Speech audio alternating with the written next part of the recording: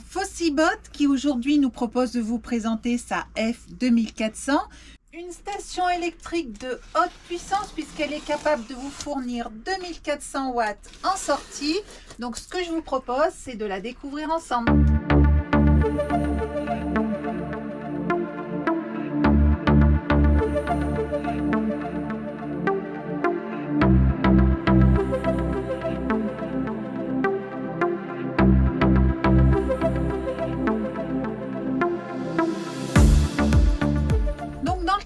On retrouve le manuel d'utilisation avec une partie en français.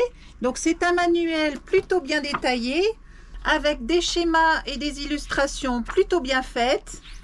Et c'est dans cette astuce sur rangement que l'on retrouve tous les câbles qui permettent de recharger la station. Donc le rituel câble de rechargement via les panneaux solaires avec ces deux fiches MC4 et de l'autre côté la prise que l'on viendra raccorder sur la station. Une prise de rechargement via l'allume-cigare de 12 volts de votre véhicule et de l'autre côté bien évidemment pour pouvoir la brancher sur la station. Et enfin la prise de rechargement sur le secteur en 220 volts.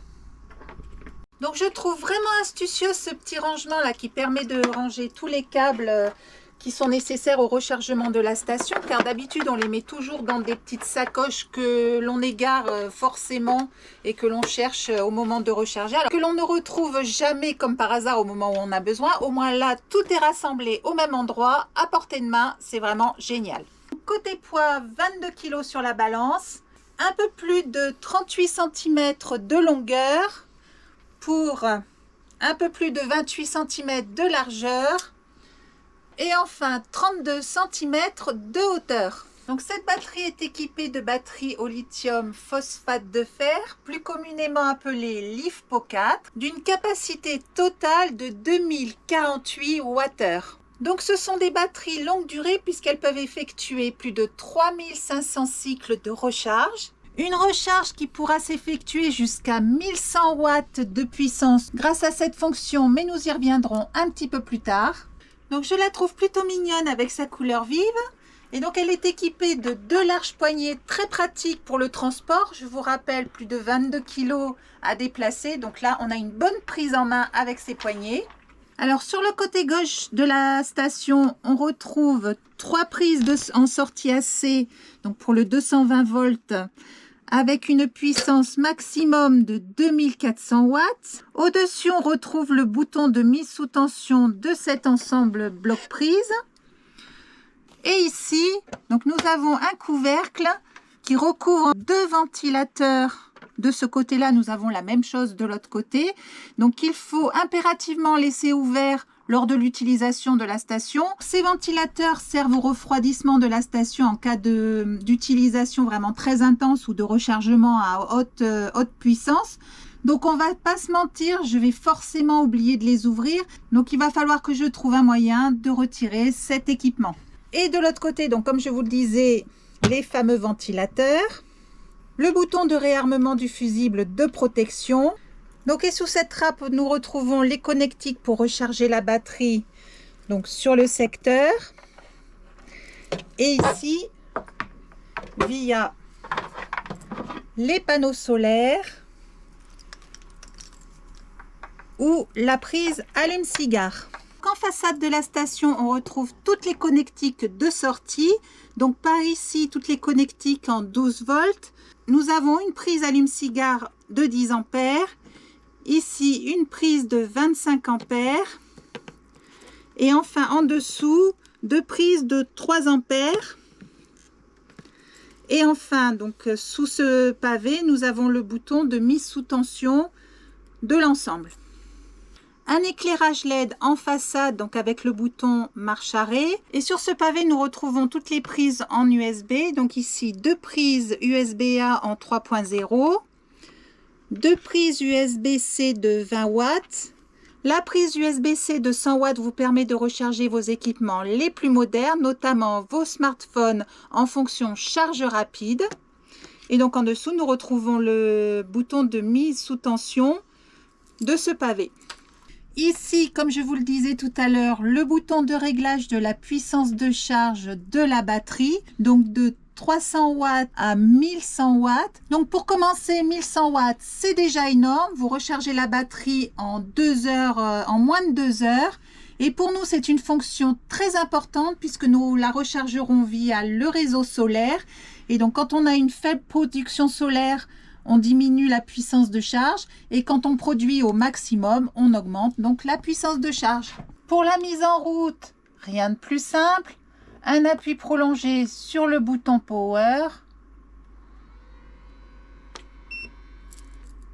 Donc ici, nous retrouvons la partie injection dans la batterie.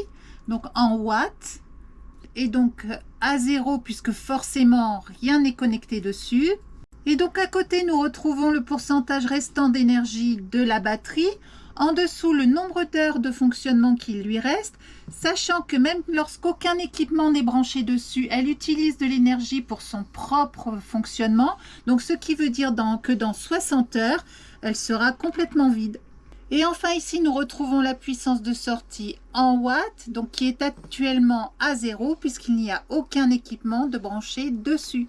Donc côté connectivité, j'ai la possibilité d'installer l'application Bright EMS. Vous trouverez le QR code dans le manuel d'utilisation. Donc pour ma part, je ne l'installerai pas car il y a obligation de créer un compte et de donner des autorisations pour accéder à mes contacts, à ma localisation, enfin tout un tas de paramètres que je trouve complètement inutiles pour simplement avoir accès à ces 3 paramètres à distance.